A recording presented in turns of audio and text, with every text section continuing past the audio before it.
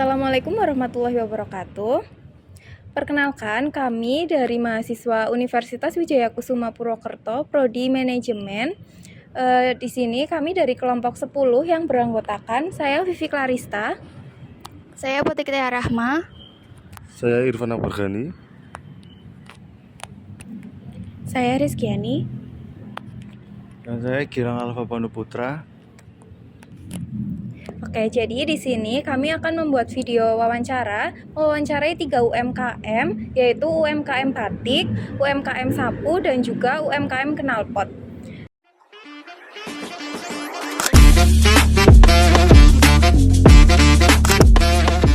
Assalamualaikum warahmatullahi wabarakatuh. Waalaikumsalam warahmatullahi wabarakatuh. Selamat siang Ibu. Perkenalkan, kami dari Prodi Manajemen Fakultas Ekonomika dan Bisnis Universitas Wijaya Kusuma Purwokerto. Baik, kehadiran kami di sini untuk melakukan wawancara sebagai bagian dari tugas mata kuliah Bisnis Internasional. Wawancara ini bertujuan untuk memperoleh informasi mengenai UMKM Ibu. Terima kasih atas waktu dan kesediaan Ibu. Kami izin mulai untuk wawancaranya, Ibu. Yang pertama, saya izin bertanya.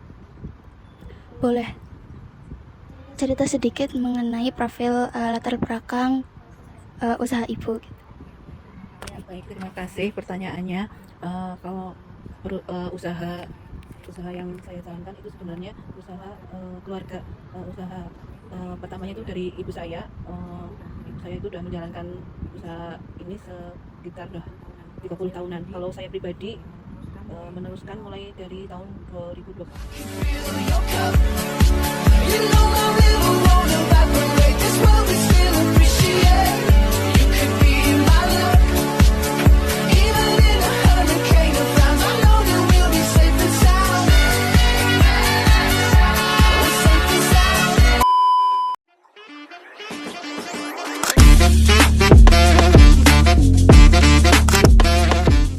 Sebelumnya, Assalamualaikum warahmatullahi wabarakatuh. Perkenalkan Pak, sebelumnya kami mahasiswi dari Unwiku. Di sini kami ingin memenuhi salah satu tugas dari mata kuliah bisnis internasional untuk mewawancari UMKM. Oke, mungkin boleh dikasih tahu dulu Pak, untuk Bapak ini punya usaha apa sih? Kalau untuk saat ini yang berjalan ini Knalpot. Apakah aman jika harus dikirim melalui jalur laut atau udara yang memakan waktu berminggu-minggu? Iya, kalau untuk pengiriman selama ini belum ada kendala. Paling kendalanya kalau retur, barang retur itu kadang bisa rusak. Oh iya. Iya, kalau nyampe ke tempat pembeli nggak ada. Soalnya kualitasnya juga lumayan lah. Saat ini berapa sih Pak kapasitas produksinya? Per minggu lah paling. Iya, berapa Pak? Sekitar 200 sampai 200. Bapak ini jualannya lewat kalau digital itu lewat mana Pak? TikTok atau Facebook gitu Pak? Kalau saat ini untuk aplikasi ikut semua, TikTok, Shopee, Lazada juga ikut. Pernah ada pembeli dari luar kota ataupun luar negeri gitu Pak? Pembeli dari luar kota udah sering kesini, kadang pernah kesini beberapa kali lah. Kalau untuk ke luar negeri paling lewatnya aplikasi. Tapi Ada yang ngurus, iya pernah.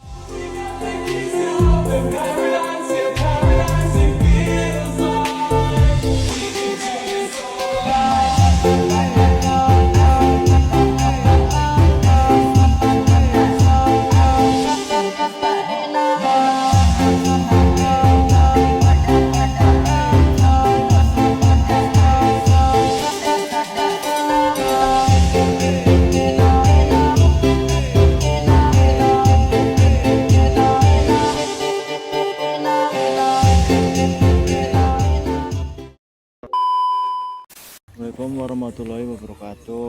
Pak Sumono, dipanggilnya Pak Sumono. Jadi ya Pak, bagaimana ketahanan atau masa kedaluarsa dari produk ini? Apakah aman jika dikirim melalui jalur laut atau udara yang memakan waktu berminggu-minggu? Jadi ketahuannya aman, soalnya ini kan proses alami penjemuran, semua harus benar-benar kering.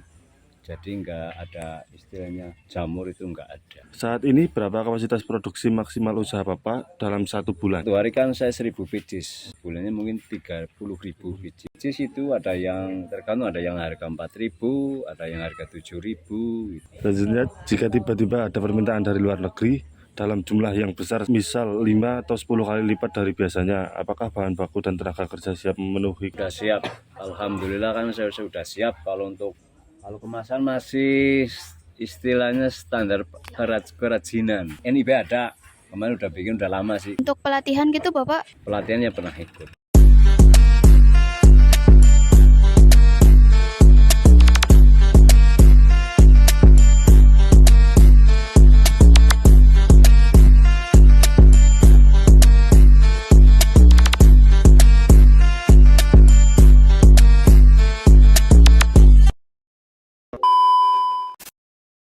Selanjutnya, kami akan memaparkan hasil scoring komparatif terhadap 3 UMKM objek riset, yaitu R3 Speed Knalpot, Batik Wastralingga, dan Sapu Paksumono. Scoring ini kami susun berdasarkan 4 indikator kesiapan bisnis internasional. Selanjutnya, kami akan memaparkan hasil scoring komparatif terhadap 3 UMKM objek riset, yaitu R3 Speed Knalpot, Batik Wastralingga, dan Sapu Paksumono. Scoring ini kami susun berdasarkan 4 indikator kesiapan bisnis internasional yang telah dipelajari dalam mata kuliah ini dengan skala penilaian 1-5, di mana 1 berarti sangat kurang siap dan 5 berarti sangat siap. Indikator 1, kesiapan produk dan kapasitas. Pada indikator pertama, yaitu kesiapan produk dan kapasitas produksi, kami memberi skor 4 pada R3 Speed dan Sapu Paksumono, karena keduanya sudah memiliki kualitas dan kapasitas produksi yang stabil untuk memenuhi permintaan dalam skala lebih besar. Sementara itu, Batik Wastralingga hanya kami beri skor 3, karena sifat produksinya yang masih artisanal dan handmade membuat kapasitasnya terbatas dan sulit memenuhi permintaan ekspor dalam jumlah yang besar. Indikator 2, kesiapan legalitas dan sertifikasi. Pada indikator kedua, yaitu legalitas dan sertifikasi, terdapat kesenjangan yang cukup signifikan. Sapu Paksumono kami beri skor tertinggi, yaitu 4, karena usaha ini sudah mengantongi nomor induk berusaha atau NIB sebagai fondasi legalitas dasar. Sebaliknya, R3 Speed sebagai fondasi.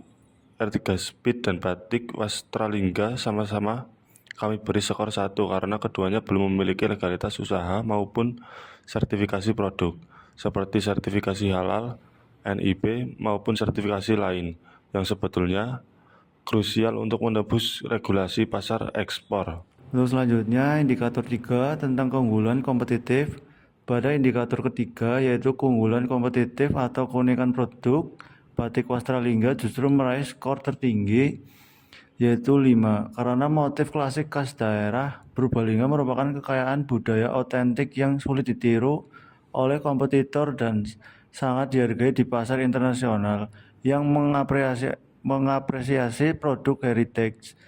R3 Speed kami beri skor 4, karena desain knalpotnya yang lebih menarik secara visual menjadi diferensiasi kuat di segmen otomotif custom. Sedangkan Sapu Paksumono kami beri skor 3, karena merupakan menggunakan bahan alami yang alami sebagai nilai tambah ramah lingkungan. Produk sejenis juga cukup banyak ditemui di pasar sehingga diferensiasinya tidak terlalu kuat. Selanjutnya, indikator keempat, kesiapan digital dan pemasaran.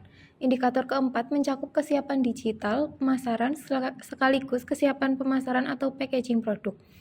Di sini, R3 Speed unggul dengan skor 5, karena selain strategi pemasaran digitalnya yang sudah baik, produk ini juga telah menggunakan kemasan yang memadai dan memenuhi standar untuk pengiriman ekspor luar negeri. Sapu Paksumono kami beri skor 2, sebab meskipun pemasarannya dibantu oleh mitra distribusi, kemasan produknya masih berupa plastik polos tanpa branding maupun standar kemasan ekspor. Adapun Batik Wastralingga mendapat skor terendah, yaitu 1, karena UMKM ini belum memiliki media digital sama sekali, sehingga jangkauan pemasarannya masih sangat terbatas pada penjualan lokal. Namun bagian packaging sudah memenuhi standar pemasaran menggunakan box batik. Berdasarkan akumulasi keempat indikator tersebut, Ertika Speed Knalpot memperoleh total skor tertinggi yaitu 14 poin, diikuti oleh Sapu Paksumono dengan 13 poin, dan Batik Wastralingga dengan 10 poin. Hasil ini menunjukkan bahwa meskipun Sapu Paksumono lebih unggul dari sisi legalitas formal, Ertika Speed dinilai lebih siap secara menyeluruh untuk ekspansi pasar internasional karena unggul di aspek keunikan desain serta kesiapan kemasan dan pemasaran digital. Sementara itu, Batik Wastralingga memiliki modal budaya yang sangat kuat, namun masih memerlukan banyak pembenahan di sisi kapasitas produksi, legalitas, dan digitalisasi sebelum benar-benar siap menembus pasar global. Demikian pemaparan dari kelompok kami. Terima kasih.